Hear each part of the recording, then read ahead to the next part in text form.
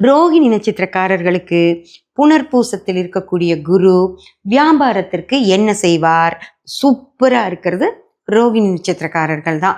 ரோகிணி நட்சத்திரக்காரர்கள் வியாபாரிகளாக இருக்காங்க அப்படின்னா ஏதாவது பொருட்களை வாங்கி அதை விற்கக்கூடிய இடத்துல இருக்காங்க அப்படின்னா அவங்களுக்கு சூப்பராக வியாபாரம் ஆகும். ஃப்ரெண்ட்ஸ், என்னன்னா 7ஆம் ஸ்தான அதிபதியாக குரு ரோகிணி நட்சத்திரக்காரர்களுக்கு வர்றதால அவங்களுக்கு வியாபாரம் அப்படிங்கிறது செம்மையாக சூடு பிடிச்சி நடக்கும். இதில் தொழிலதிபர்களுக்கு எப்படி இருக்கும் அப்படின்னு பார்த்தீங்கன்னா, நீண்ட காலமாக தொழில் செஞ்சுட்டு இருக்கவங்களுக்கு எந்த வித பிரச்சனையும் இருக்காது.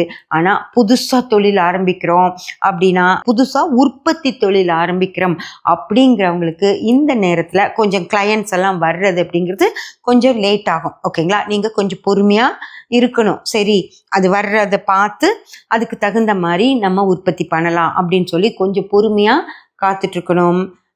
வியாபாரிகளுக்கு, பொருட்களை வாங்கி விற்கக்கூடிய வியாபாரிகளுக்கு தான் இந்த காலகட்டம் மிக மிக சிறப்பாக இருக்குது. குரு புனர்பூசத்தில் இருந்து ரோகிணிக்கு இதை செய்ய போகிறாரு ஃப்ரெண்ட்ஸ்.